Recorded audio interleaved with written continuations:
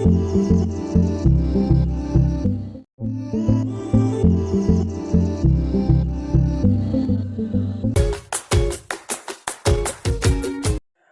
Morning friends, स्वागत है आपका मेगा माइंड ट्यूटोरियल्स में। मैं हूं आपका बायो फैकल्टी सिद्धार्थ चौधरी और मैं आज आपको पढ़ाऊंगा क्लास 12th का यूनिट बायोटेक्नोलॉजी के अंदर का पहला chapter the biotechnology and its principle. ठीक है, तो बिफोर स्टार्टिंग द चैप्टर को स्टार्ट करने से पहले कुछ चीजों पर जरा ध्यान दे लेते हैं कि ये बायोटेक्नोलॉजी क्या है और इसके कुछ प्रिंसिपल क्या है, और इसका फिर बाद में हम लोग धीरे धीरे इसकी तरफ भी मूव करेंगे कि इसका एप्लीकेशन क्या है। ठीक है, तो बिफोर स्टार्टिंग द चैप्टर चलो कुछ पहले डिस्कस कर लेते हैं, एक आइडिया ले लेते हैं कि बायोटेक्नोलॉजी है क्या। ठीक है, उसके बाद देखेंगे कि आगे क्या करना है। तो सबसे पहले we are talking about biotechnology. Biotechnology,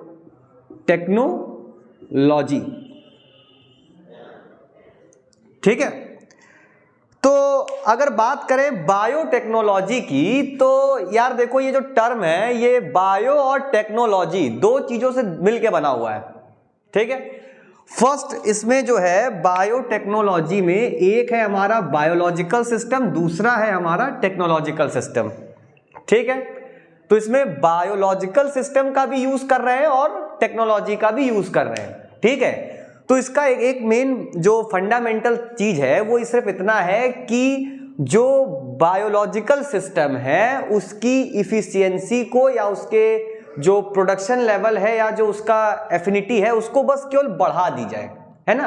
जैसे अगर हम बायोलॉजिकल सिस्टम की बात करें तो हमारे पास है वेजिटेशन है।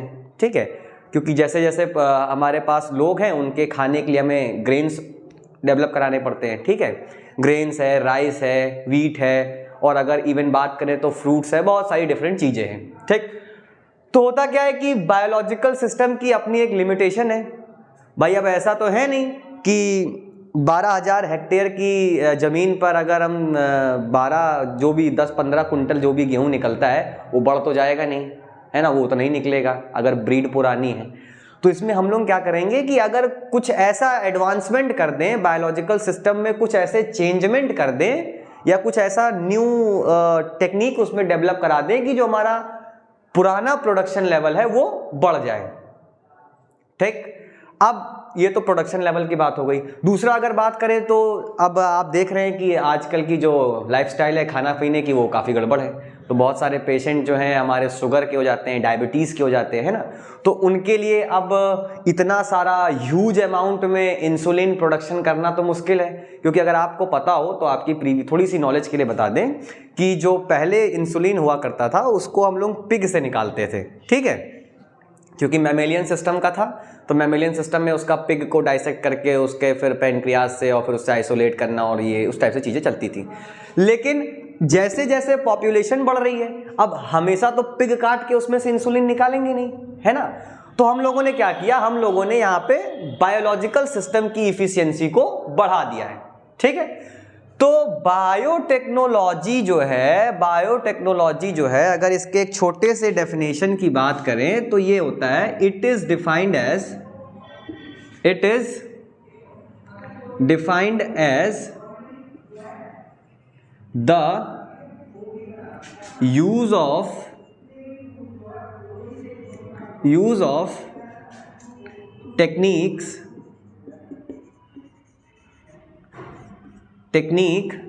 in order to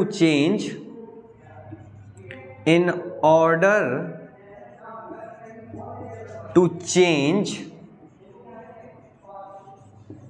the capability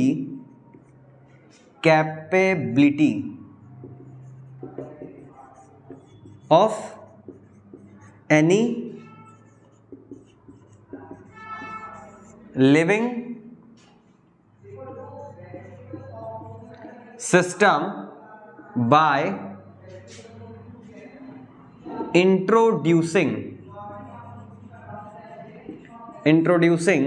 a foreign gene। ठीक है, तो biotechnology is defined as the use of technique in order to change the capability of any living system, किसी लिविंग सिस्टम की कैपेबिलिटी को चेंज कर दें by introducing a foreign gene, उसमें एक फॉरेन जीन को इंट्रोड्यूस करा करके। इतना क्लियर हो रहा है ना, इतनी चीज समझ में आ रही है। तो ये तो था बेसिक चीज की बायोटेक्नोलॉजी है क्या। ठीक, अब अगर बात करें तो हमारी जो नेक्स्ट चीज है वो है बायोटेक्नोलॉजी का प्रिंसिपल, कि हमारा बायोटेक्नोलॉजी जो है वो एक्चुअल में काम किस पे करता है। ठीक है, तो बायोटेक्नोलॉजी के प्रिंसिपल पे देख लेते हैं क्या है। ठीक है, जो हमारा नेक्स्ट टॉपिक है बायोटेक्नोलॉजी का प्रिंसिपल।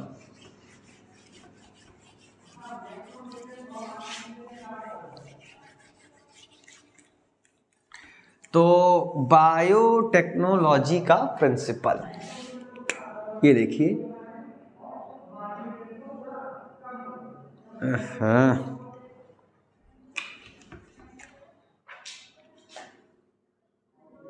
PRINCIPAL की एली, ध्यान दो, प्रिंसिपल ऑफ बायो टेक्नोलॉजी। ठीक है, कि हमारा बायोटेक्नोलॉजी काम किस पे करता है। ठीक है, तो बायोटेक्नोलॉजी का एक सिंपल सा प्रिंसिपल इतना है कि it is work on the underline principle that to introduce a foreign gene into the living system in order to change its normal expression. ठीक है, in order to produce our desired product in very large amount। Clear है? तो देखिए, the underlying principle of biotechnology is to introduce a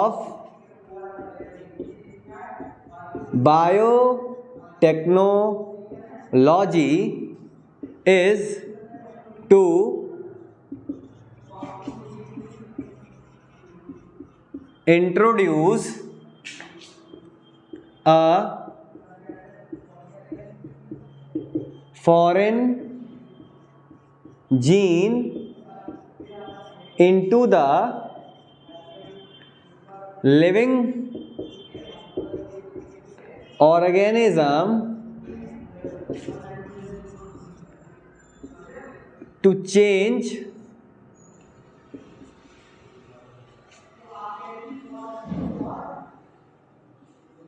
its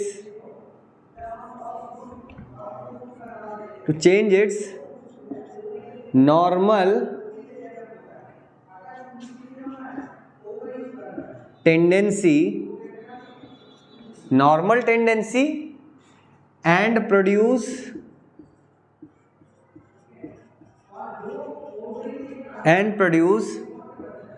our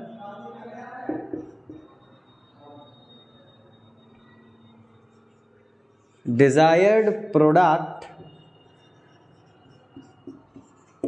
in very large amount। ठीक है, the underlying principle of biotechnology is to introduce a foreign gene into the living organism to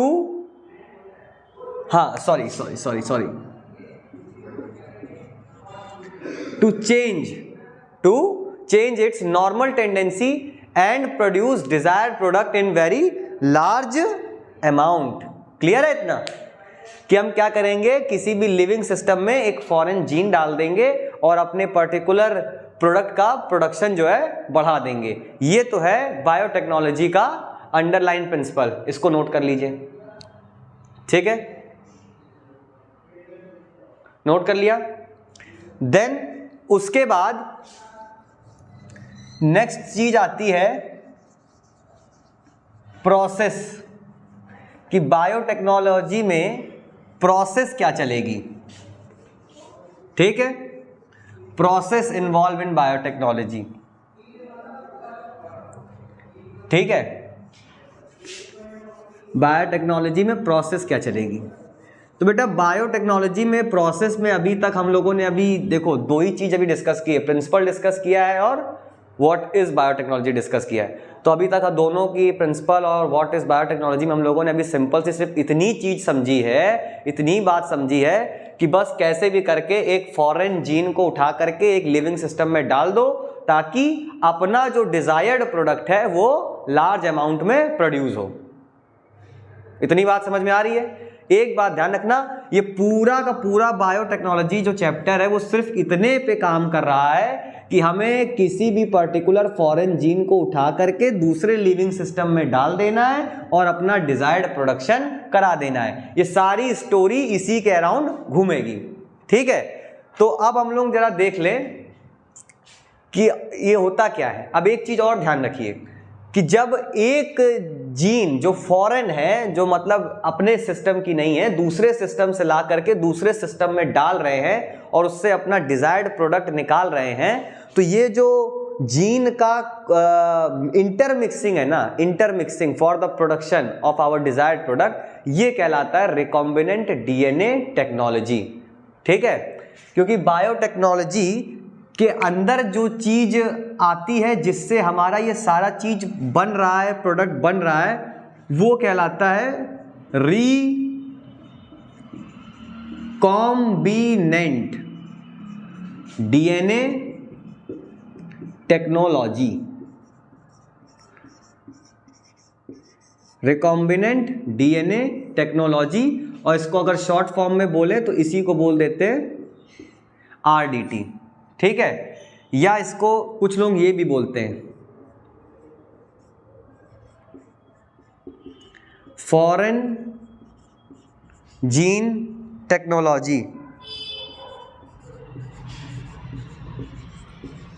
foreign gene technology भी बोलते हैं, recombinant DNA technology भी बोलते हैं, ये ठीक है। अब इसमें पहले समझते हैं कि रिकॉम्बिनेंट डीएनए टेक्नोलॉजी क्या है, ठीक। तो रिकॉम्बिनेंट डीएनए टेक्नोलॉजी को समझने के लिए पहले हमें एक जो बेसिक कंसेप्ट है वो थोड़ा सा रिवाइज करना पड़ेगा। 9th क्लास का है, जिसपे हम लोग 9th क्लास में जो सेल चैप्टर पढ़ा था उसमें है। हम लोग अभी पहले थोड़ा सा समझ लें कि recombinant DNA technology, recombinant DNA technology, R is for recombinant,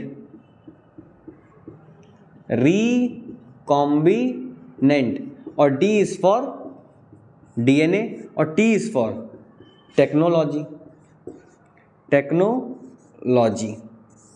बात समझना, रिकॉम्बिनेंट बोल रहा है कि जो कॉम्बिनेशन जीन का नॉर्मली किसी ऑर्गेनिज्म के अंदर बना हुआ है, नॉर्मली किसी ऑर्गेनिज्म के अंदर बना हुआ है, उसको दोबारा से चेंज करना, रिकंबाइन करना, रिकंस्ट्रक्ट करना, है ना। जो जीन नॉर्मली किसी चीज के लिए कोड कर रही थी, या तो उसका ओवर एक्सप्रेशन करा देना या उस चीज का एक्सप्रेशन कम करा देना, ठीक है। तो उसके लिए हमें क्या करना पड़ेगा, रिकॉम्बिनेशन करना पड़ेगा। जो कॉम्बिनेशन ऑफ जीन पहले था और किसी पर्टिकुलर चीज के लिए कोड कर रहा था, उसको चेंज कर देंगे, ठीक है। लेकिन ये जो पर्टिकुलर चेंज है वो कहां पे हो रहा है बेटा, देखिए ध्यान से, वो चीज हो रही है मॉलिक्यूलर लेवल पे। कहां पे हो रही है, मॉलिक्यूलर लेवल पे, यानी डीएनए के लेवल पे हो रही है, ठीक है, डीएनए के लेवल पे हो रही है। जब कोई भी चेंज हम लोग डीएनए के लेवल पे चेंज कर रहे हैं ताकि उसका जो है जीन चेंज हो जाए, और फिर जब जीन चेंज हो जाए तो उसका जो जीन का पर्टिकुलर कॉम्बिनेशन है, और वो कॉम्बिनेशन चेंज होने के बाद हमारा प्रोडक्ट चेंज हो जाए, ठीक है। क्योंकि हमें ये पता है किसी भी ऑर्गेनिज्म के अंदर, किसी भी इवन लिविंग सिस्टम के अंदर कोई भी पर्टिकुलर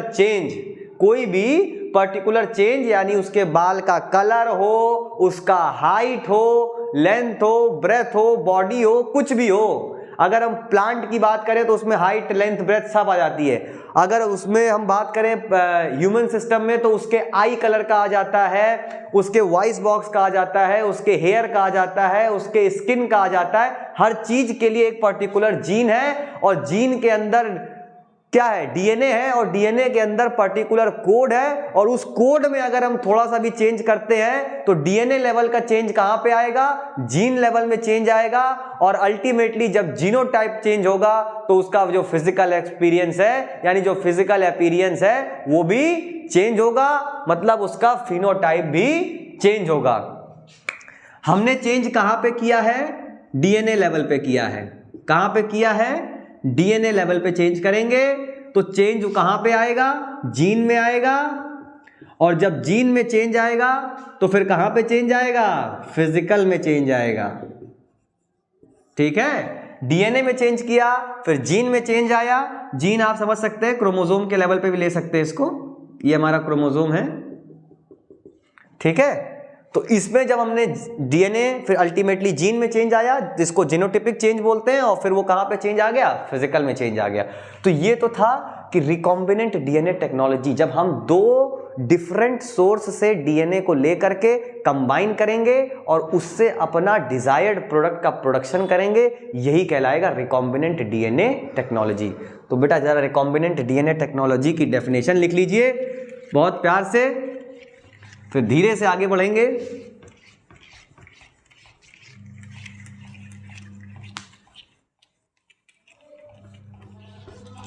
तो हेडिंग लगाइए, पहली हेडिंग आ रही है इस चैप्टर की RDT।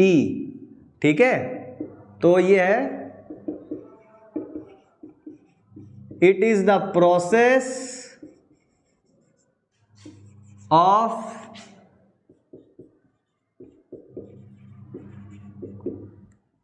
intermix of two DNA which have two different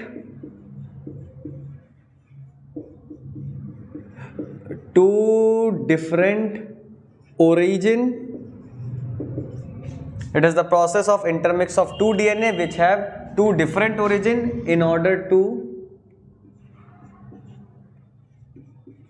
enhance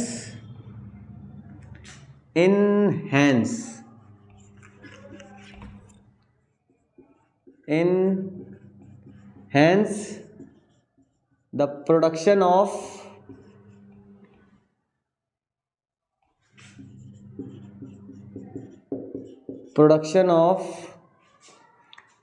our desired product by introduce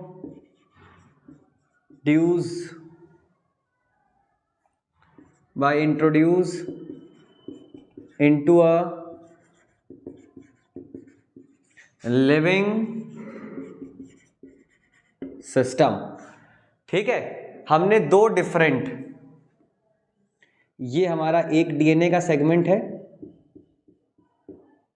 ठीक है, डीएनए फ्रॉम ए ओरिजिन, और ये हमारा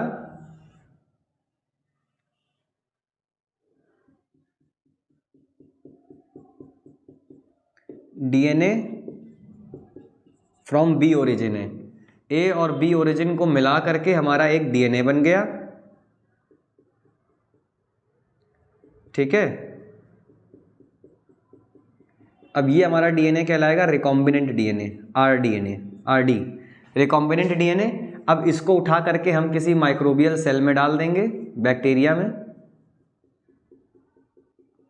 ठीक है, ये बैक्टीरिया का जेनेटिक मटेरियल है और ये हमारा रिकॉम्बिनेंट डीएनए है। अब जैसे जैसे बैक्टीरिया डिवाइड कर रहा होगा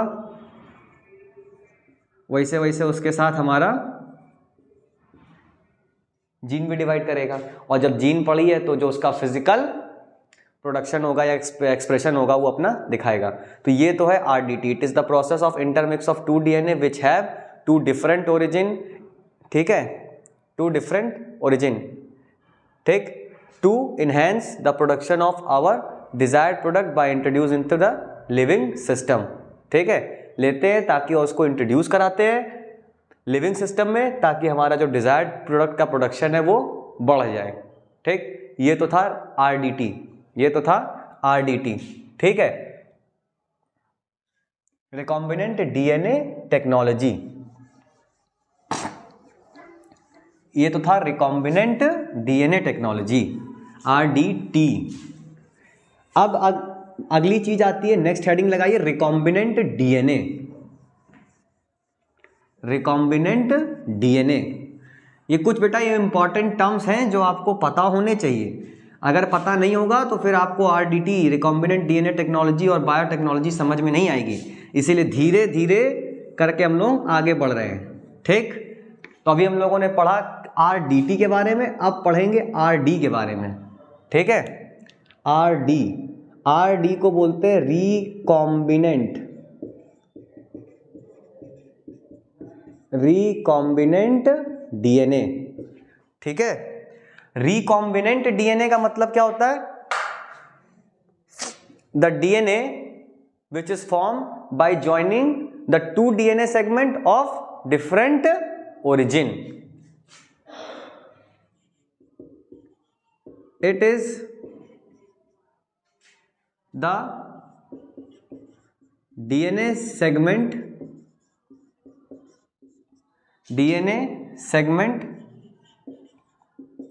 which is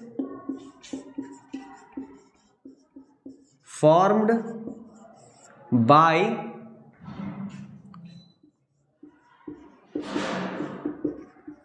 joining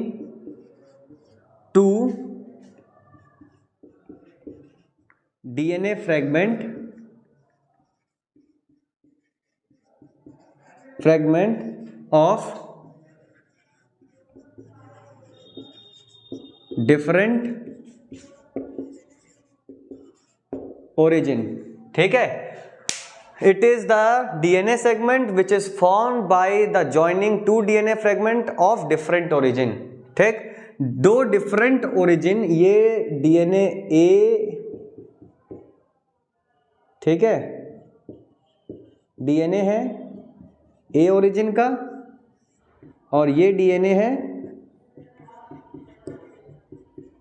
B origin का। इन दोनों को ज्वाइन कर दिया गया,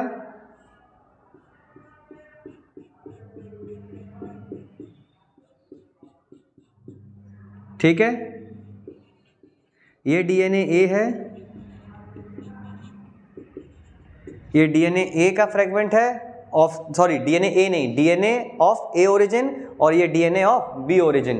दो डिफरेंट ओरिजिन का DNA हो गया, उन दोनों फ्रेगमेंट को ज्वाइन कर दिया, तो उससे हमारा जो डिजायर्ड प्रोडक्ट बना, जो डिजायर्ड DNA बना, वो हमारा कहलाएगा रिकॉम्बिनेंट DNA। और जब इस रिकॉम्बिनेंट DNA को किसी लिविंग सिस्टम में डाल दिया और उससे अपना डिजायर्ड प्रोडक्ट बनाने लगे, तो उसको वो कहलाती है रिकॉम्बिनेंट डीएनए टेक्नोलॉजी। क्या है? The process of introducing the recombinant DNA into the living system in order to produce the desired product in very huge amount is called recombinant DNA technology. वो हम लोग पहले डिस्कस कर चुके हैं, अब हम लोग डिस्कस किए रिकॉम्बिनेंट डीएनए के बारे में। अब नेक्स्ट चीज जो इसमें आती है वो आती है जीन क्लोनिंग। क्या आती है? Gene cloning. अब देख लीजिए, जो नेक्स्ट टर्म है इसमें पढ़ना है वो है जीन क्लोनिंग। ठीक है, नेक्स्ट चीज जो इसमें पढ़नी है वो है जीन क्लोनिंग।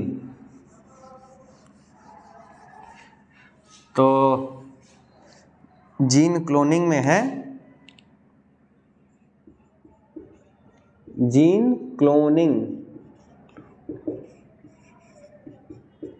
ठीक है, जीन क्लोनिंग, क्योंकि बेटा सिर्फ दो ओरिजिन से डीएनए निकाल करके उसको ज्वाइन करके सिस्टम में डाल देने से यह यहाँ तक चीज कंप्लीट नहीं होती है। इसके बाद सबसे बड़ी बात यह है, इसमें सबसे बड़ा चैलेंज ये आता है कि जिस डीएनए फ्रेगमेंट को हमने बैक्टीरियल सिस्टम में या लिविंग सिस्टम में जिसमें हमने डाला है, उसमें ये हमारा जो फॉरेन डीएनए है वो जा करके अपनी कॉपी बनाए, एक्सप्रेस करे, अपना डिजायर्ड प्रोडक्ट प्रोड्यूस करे ताकि हमें जो है मिल सके। ठीक है, तो ये जीन क्लोनिंग भी बहुत एक इम्पॉर्टेंट रोल प्ले करता है। एक इम्पॉर्टेंट रोल ही नहीं, एक इम्पॉर्टेंट स्टेप है ऑफ रिकॉम्बिनेंट डीएनए टेक्नोलॉजी का। ठीक है। तो जीन क्लोनिंग का मतलब होता है it is the process of making copy of our foreign DNA. It is defined as the process of formation of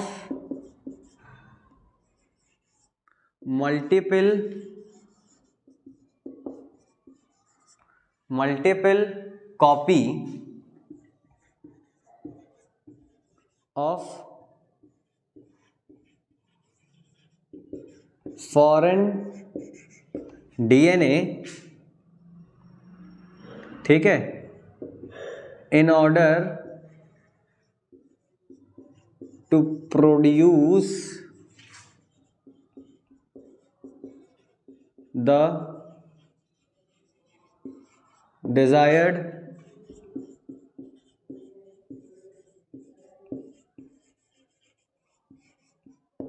gene product. क्योंकि बेटा जब तक हमने जिस जीन को डाला है उसकी मल्टीपल कॉपी नहीं बनेगी तब तक हमारा जीन प्रोडक्ट हमें मिलेगा नहीं। और ऐसा नहीं है कि मिलेगा नहीं, मिलेगा, लेकिन अगर जीन जिसको हमने डाला है वो बैक्टीरियल सेल के साथ अगर अपने उस डिवाइड ही नहीं हो रही है और वो एक पर्टिकुलर बैक्टीरियल सेल में पड़ी रह रही है तो उससे हमारा प्रोडक्शन, जो हमारा मेन पर्पस है प्रोडक्शन का इंक्रीजमेंट, तो जब वो इंक्रीजमेंट ही नहीं हो रहा है तो फिर हमारा डिज़ायर कहाँ पूरा हो रहा है। हमने फिर रिकॉम्बिनेंट डीएनए टेक्नोलॉजी जो बायोटेक्नोलॉजी के अंडर का एक प्रोसेस है उसको हमने अडेप्ट ही क्यों किया? हमारा मेन पर्पस ही यही है कि उससे हम अपनी कॉपी बना करके ज़्यादा अमाउंट में प्रोडक्शन करा सकें। तो इसलिए जीन क्लोनिंग भी ज़रूरी है। तो जीन क्लोनिंग का बेसिकली जो मेन बेसिक है या जो कह सकते हैं जो मेन पर्पस है वो सिर्फ इतना है कि वो जो हमने फॉरेन डीएनए उस बैक्टीरियल सेल में डाला है वो अंदर जा करके इतने ज़्यादा मल्टीपल कॉपी बनाए ताकि उसका जो डिज़ायर्ड जीन का जो प्रोडक्ट है वो हमें ज़्यादा अमाउंट में मिले, ठीक है, और कम से कम टाइम में मिले, ठीक है, एंड दूसरा सेफर टू यूज़ हो।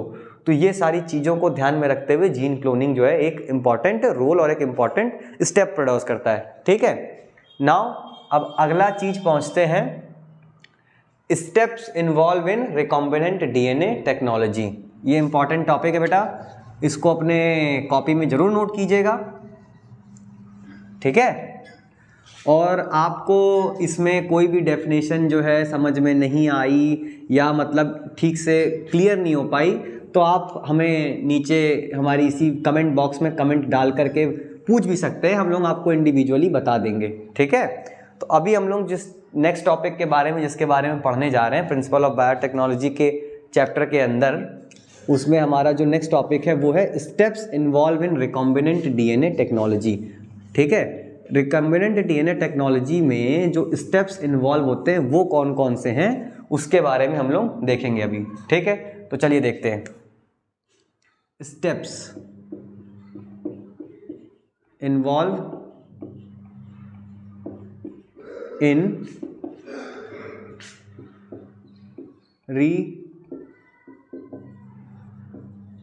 Recombinant DNA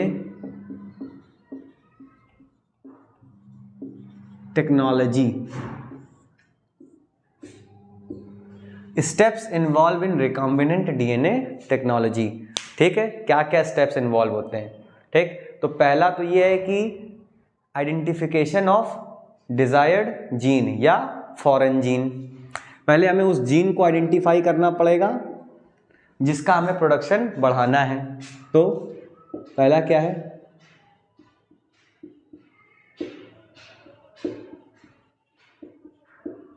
identification of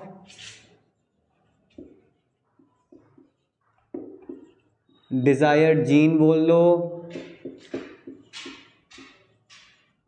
foreign gene बोल लो, ठीक है, बात एक ही है, आइडेंटिफिकेशन ऑफ डिजायर्ड जीन या फॉरेन जीन, ठीक है।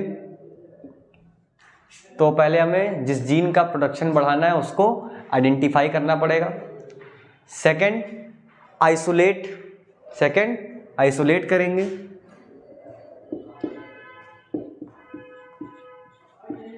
Isolation of desired gene, isolation of desired gene. बेटा ये डिजायर्ड जीन फॉरेन जीन एक ही चीज है, ध्यान रखिएगा। Isolation of desired gene.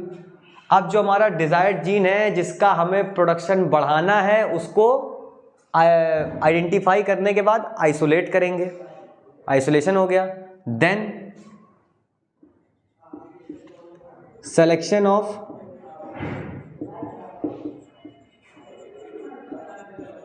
Suitable vector, ये इंपॉर्टेंट स्टेप है बेटा। फिर हमें सुटेबल वेक्टर सेलेक्ट करना पड़ेगा। वेक्टर का मतलब एक व्हीकल है जो हमारे इस डिजायर्ड जीन को ले करके दूसरे सेल में जाएगा, ठीक है। और यहां पे जो हमारा वेक्टर है वो इटसेल्फ में भी एक डीएनए फ्रेगमेंट होता है, ठीक है। वेक्टर जो है वर्क एज व्हीकल की तरह काम करेगा, विच कैरी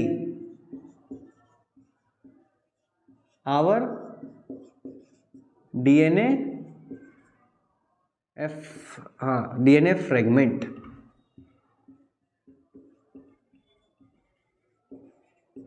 ठीक है। Work as a vehicle which carry our DNA fragment to the living cell, into the living cell, living cell में, ठीक है।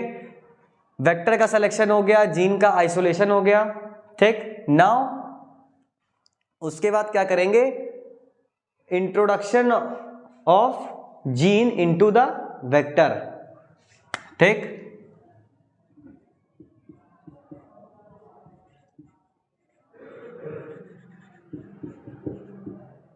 Introduction, sorry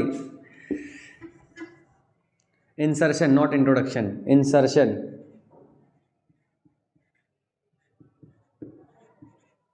insertion of foreign DNA into vector, ठीक। फॉरेन डीएनए को vector में डाल देंगे, ठीक। वेक्टर में डालने के बाद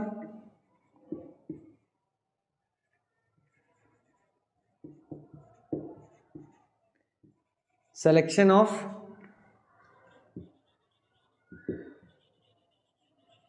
सूटेबल, सिलेक्शन ऑफ क्या, सूटेबल माइक्रोबियल सिस्टम। अब ये बेटा ये फिफ्थ जो है स्टेप, ये वेरी वेरी इंपॉर्टेंट है, ठीक है। क्यों जरूरी है समझिए।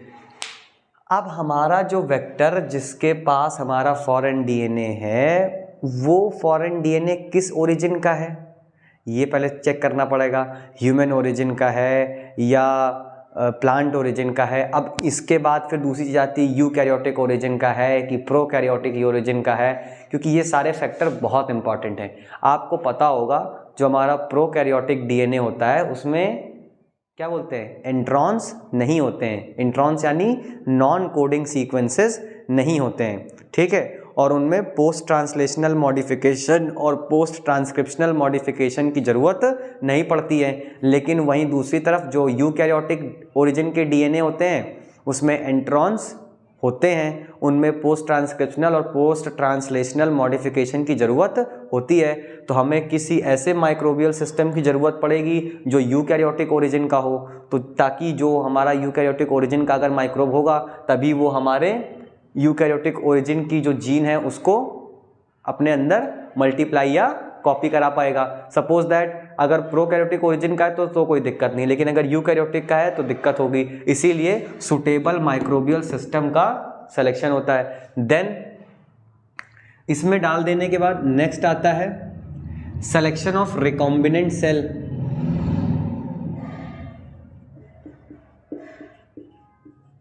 Selection of recombinant cell. अब होता क्या है कि इस चैप्टर में भी हम लोग आगे पढ़ेंगे कि जब डीएनए किसी सेल के अंदर डालते हैं तो ये बिल्कुल कंफर्म नहीं होता है कि जो हमारा रिकॉम्बिनेंट डीएनए है वो हर सेल के अंदर चला ही गया है, ठीक है।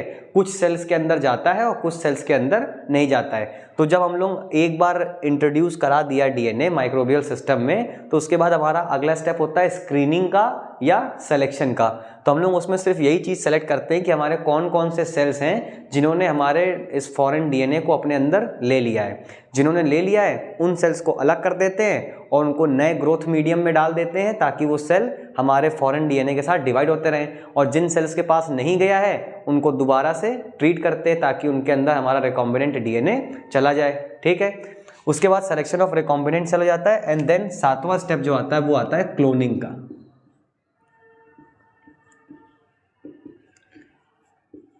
क्लोनिंग ऑफ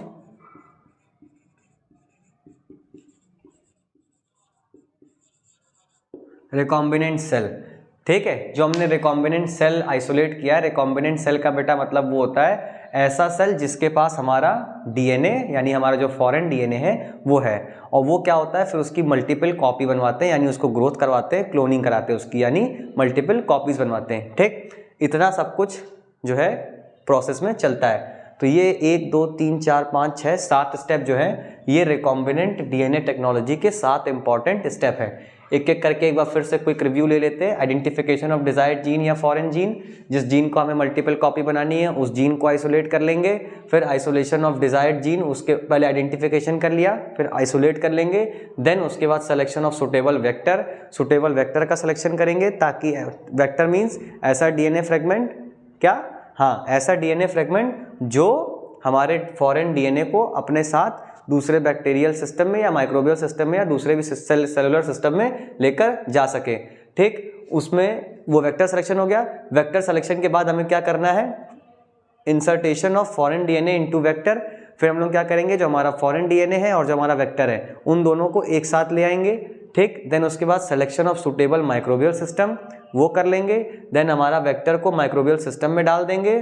फिर आइडेंटिफिकेशन सिलेक्शन या और आइडेंटिफिकेशन ऑफ रिकॉम्बिनेंट सेल, इनको सेलेक्ट कर लेंगे एंड देन उसके बाद क्लोनिंग ऑफ रिकॉम्बिनेंट सेल, ठीक है। रिकॉम्बिनेंट सेल्स की जो हमारी है जिनके पास हमारा डीएनए गया है उसको निकाल करके क्लोन कर लेंगे। इतना क्लियर है, मिटा दें फटाफट इससे, इसका स्क्रीनशॉट ले लीजिए, आपको आसानी रहेगी।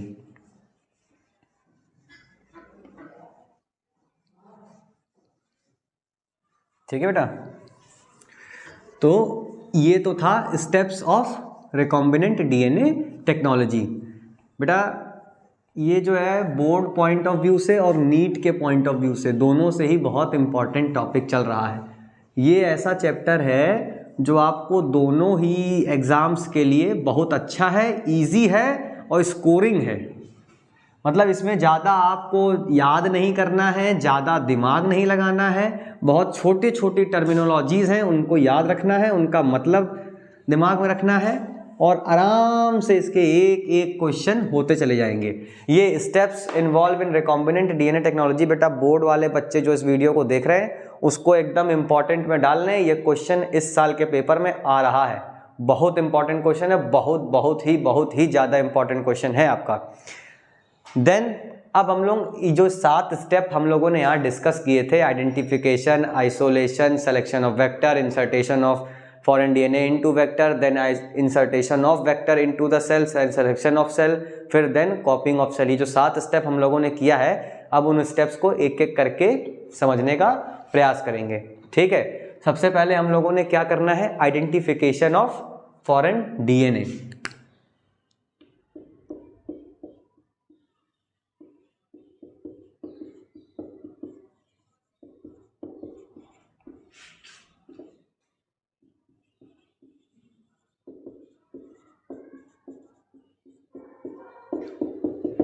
ठीक है, तो पहले हमें ये पता करना पड़ेगा हमारा जो जिसका हमें प्रोडक्शन बढ़ाना है वो हमारा जीन या वो पर्टिकुलर डीएनए फ्रेगमेंट कहाँ पर है, ठीक है। तो आपको पता है कि किसी भी सेल का जो भी जेनेटिक मटेरियल है वो कहाँ होता है, न्यूक्लियस में होता है भाई, सीधी सी बात है। न्यूक्लियस के अंदर क्या मिलेगा आपको, हाँ बिल्कुल सही है, डीएनए आप सही सोच रहे हैं, लेकिन उससे पहले बात करते हैं क्रोमोसोम। डीएनए न्यूक्लियस, न्यूक्लियस के अंदर आपको मिलेगा क्रोमोसोम, क्रोमोसोम के अंदर मिलेगा आपको क्या, यस डीएनए, सॉरी क्रोमोसोम के अंदर आपको मिलेगा जीन, जीन के अंदर क्या मिलेगा, डीएनए, और डीएनए क्या, डीएनए के अंदर क्या होंगे, जेनेटिक कोड्स, और उन पर्टिकुलर जेनेटिक कोड्स में से ही कोई कोड का कॉम्बिनेशन जो है वो पर्टिकुलर किसी जीन के लिए होगा, उसको वहां से कट करना है। तो पहले हमारा क्या होगा, सेल, सेल के अंदर का न्यूक्लियस, न्यूक्लियस के अंदर हमारा पड़ा था ये क्रोमोसोम, क्रोमोसोम के फ्रेगमेंट पे जीन, ठीक है, और ये जीन के क्या आ जाएगा, डीएनए, ठीक है। सेल, सेल के अंदर न्यूक्लियस, न्यूक्लियस के अंदर क्रोमोसोम, क्रोमोसोम के अंदर जीन, जीन के अंदर डीएनए, डीएनए। अब ये जो हमारा पर्टिकुलर डीएनए जो सेगमेंट है, इसमें वो पर्टिकुलर कोड पड़ा हुआ है, वो पर्टिकुलर कोडिंग पड़ी हुई है जो रिस्पॉन्सिबल है हमारे डिजायर्ड जीन के लिए। तो पहले हम लोग क्या करेंगे, अपने पर्टिकुलर जीन को आइडेंटिफाई कर लेंगे, ठीक है। और बेटा हम लोग इस सातों स्टेप को जिस पर्टिकुलर जीन के लिए स्टडी करने जा रहे हैं, जिस पर्टिकुलर जीन का हम एग्जांपल लेके स्टडी करने जा रहे हैं, वो एनसीईआरटी में बहुत कॉमन है और हर बार आपको इसी के बेस पे आंसर करना होगा, और आपके बोर्ड में इवन इस टाइप का एक क्वेश्चन आपको मिलेगा 5 नंबर का, ठीक है। तो हमारा जो कॉमन एग्जाम्पल हम लोग लेके चल रहे हैं, आप उसको देख लीजिए, दिमाग में रख लीजिए, वो है ह्यूमन इंसुलिन, ठीक है, ह्यूमन इंसुलिन, ठीक। तो हमें ये सबसे पहले ये बताइए कि इंसुलिन रिलीज कहाँ से होता है, ठीक है। आपके दिमाग में आंसर आ गया होगा, यस पेनक्रियाटिक्स, पेनक्रियास से, ठीक है। तो पेनक्रियास से हमारा क्या निकल रहा है, इंसुलिन निकल रहा है। तो पेनक्रियाज की जो सेल है उन्हीं में इंसुलिन के लिए जीन होगा। तो पेनक्रियास की सेल निकाली, सेल के अंदर से न्यूक्लियस, न्यूक्लियस के अंदर से क्रोमोसोम, क्रोमोसोम के अंदर से उस पर्टिकुलर जीन सेगमेंट को आइडेंटिफाई किया, जो जीन सेगमेंट किसके लिए रिस्पॉन्सिबल था बेटा, किसके लिए रिस्पॉन्सिबल था, हाँ बिल्कुल सही है, इंसुलिन की कोडिंग के लिए, इंसुलिन की कोडिंग के लिए रिस्पॉन्सिबल है। उस पर्टिकुलर डीएनए फ्रेगमेंट को क्या करेंगे, निकाल लेंगे, डीएनए फ्रेगमेंट को आइडेंटिफाई कर लिया, ठीक। अब आइडेंटिफाई करने के बाद बेटा ये कोई नॉर्मल चीज तो है नहीं, मॉलिक्यूलर लेवल पे प्रोसेस चल रही है।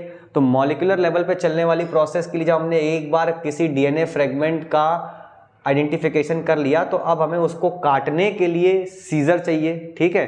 तो इसकी कटिंग के लिए हम लोग एक स्पेशल टाइप की सीजर का यूज करते हैं, जिसको बोलते हैं रेस्ट्रिक्शन एंजाइम। क्या बोलते हैं बेटा, रेस्ट्रिक्शन एंजाइम, ठीक है, रेस्ट्रिक्शन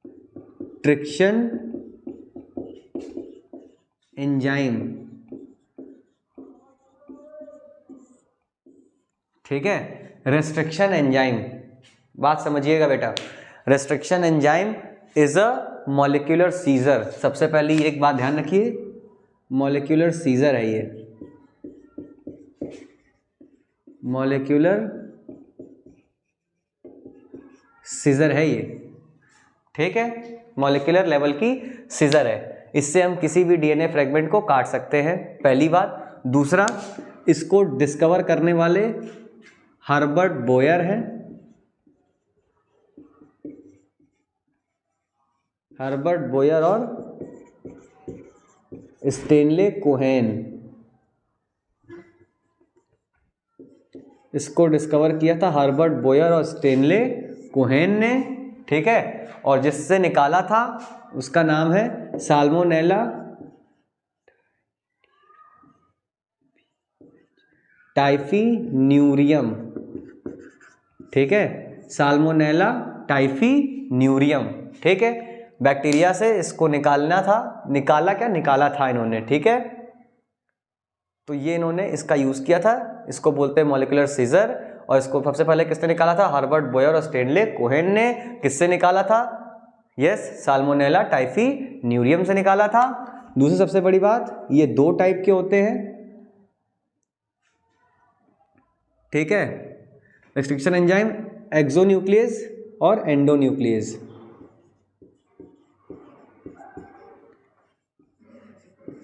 एक्सोन्यूक्लियस होते हैं और एंडो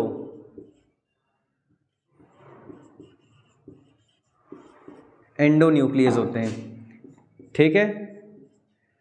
तो एक्सोन्यूक्लियस क्या होते हैं? They cut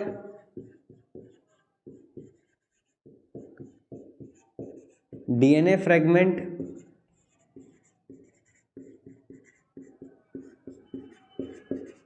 from outside,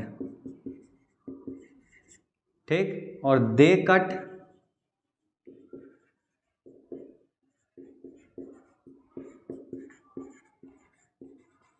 DNA fragment from inside, ठीक है। बेटा एक बात ध्यान रखिए, ये एक्सो है और प्लस न्यूक्लियस, ठीक। एक्सो का मतलब सीधा सा होता है बाहर, और न्यूक्लियस का मतलब होता है न्यूक्लिक, NuCl, हाँ न्यूक्लिक, ठीक, न्यूक्लिक एसिड को डिग्रेड करने वाला,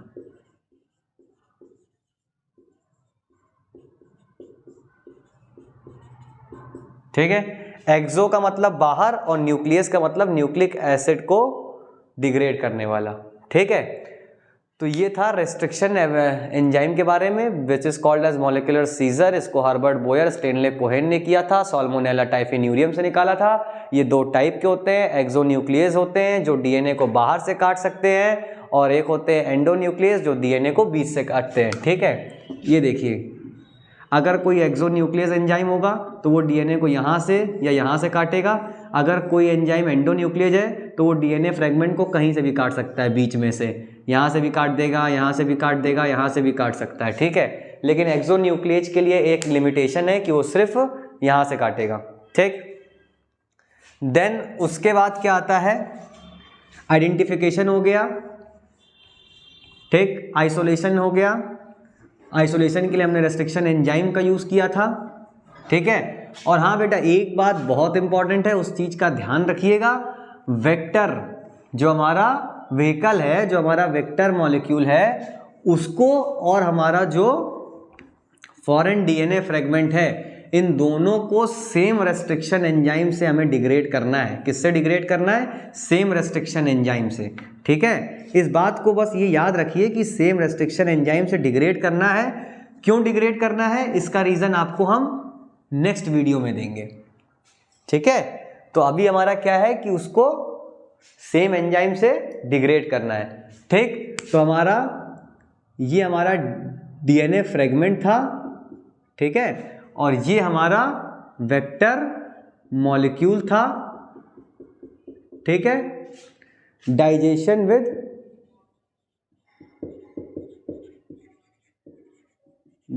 विद सेम रेस्ट्रिक्शन एंजाइम, ठीक। देन इन दोनों को अगले स्टेप में क्या करेंगे? रिकंबाइन कर देंगे, ठीक। इन दोनों को रिकंबाइन कर दिया, ठीक। देन उसके बाद सिलेक्शन ऑफ सूटेबल सेल, जो बेटा इस सिस्टम के लिए जो सबसे सूटेबल सेल है और जो कॉमनली यूज किया जाते हैं वो है इकोलाई, एस्चेरेशिया कोलाई को यूज करते हैं। और ये प्रोकैरियोटिक ओरिजिन के अगर हमारा डीएनए फ्रेगमेंट है फॉरेन, तो इसके लिए, और ये कब होगा? जब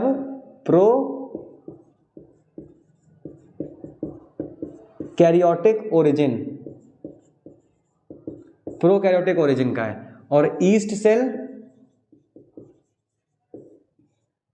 ठीक है, ईस्ट सेल का तब यूज करेंगे जब हमारा यूकैरियोटिक ओरिजिन का सेल होगा, ठीक है। सेल का आइसोलेशन हो गया, सेल का सिलेक्शन हो गया। देन यहाँ पे डाल देने के बाद यहाँ पे हम लोग सिलेक्शन करेंगे किस सेल के पास हमारा गया है और किस सेल के पास नहीं गया है।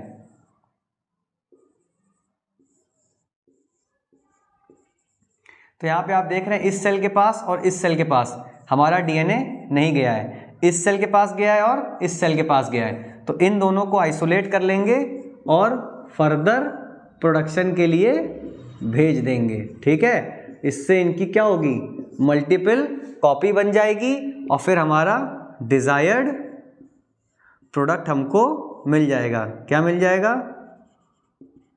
इंसुलिन। ठीक है, तो बेटा आज के लेक्चर में सिर्फ इतना ही। ठीक है, आज के लेक्चर में सिर्फ इतना ही, और बाकी लेक्चर्स में हम लोग क्या करेंगे, जो हमारा नेक्स्ट टॉपिक है उसको डिस्कस करेंगे। और बेटा उससे पहले हम लोग डिस्कस करें कुछ चीज़ों को नोट पॉइंट में देख लेते हैं। नोट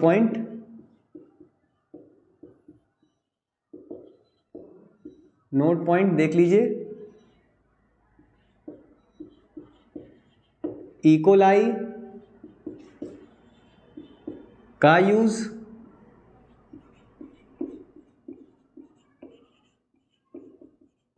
प्रोकैरियोटिक ओरिजिन के लिए। ठीक है, दूसरा ईस्ट का यूज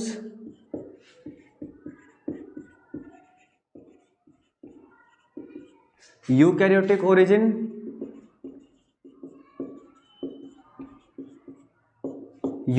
ओरिजिन के लिए। ठीक है, अगला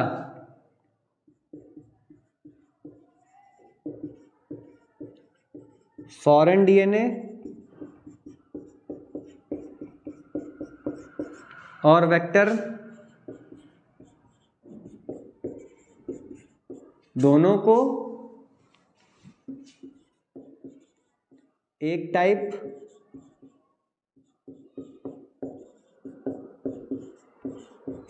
के रेस्ट्रिक्शन एंजाइम से डिग्रेड करेंगे। ये इस बात को ध्यान रखिएगा। अगला,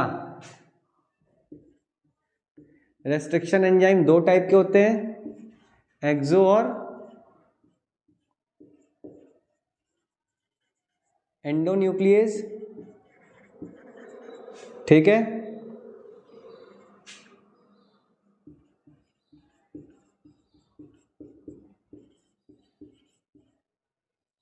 हर्बर्ट बोयर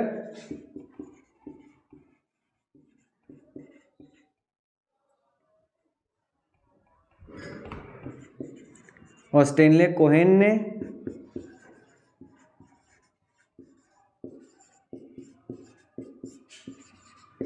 डेवलप किया था। ठीक है, वेक्टर डीएनए का मॉलिक्यूल होता है।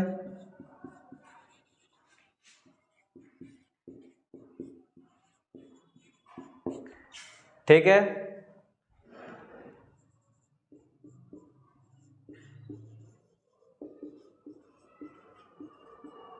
फॉरेन डीएनए की हेल्प से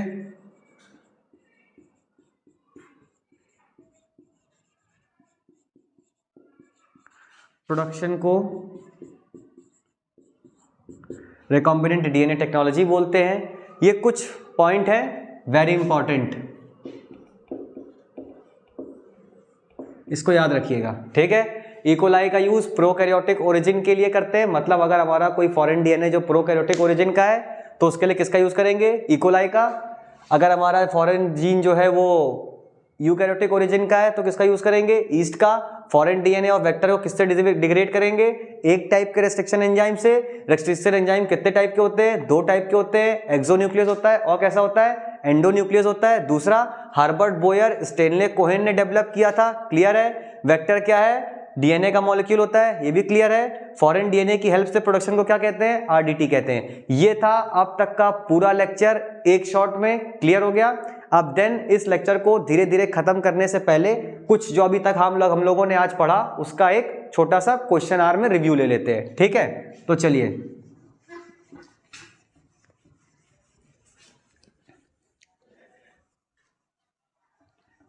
बेटा इसमें जो है इस क्वेश्चंस को आप लोग नोट करेंगे और अपनी कॉपी में सॉल्व करेंगे। ये बोर्ड पॉइंट ऑफ व्यू से भी बहुत इंपॉर्टेंट है और नीट के पॉइंट से भी वेरी इंपॉर्टेंट है। इंपॉर्टेंट क्वेश्चंस, ठीक है। तो पहला आ रहा है डिफाइन द टर्म, ठीक है। ये 5 नंबर में आपको मिलेगा ही मिलेगा।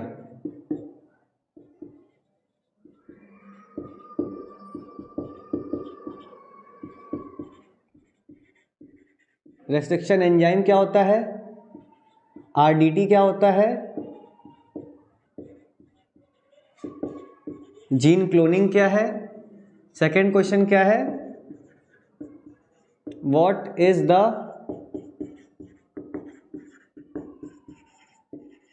प्रिंसिपल ऑफ बायोटेक्नोलॉजी, ठीक है। अगला है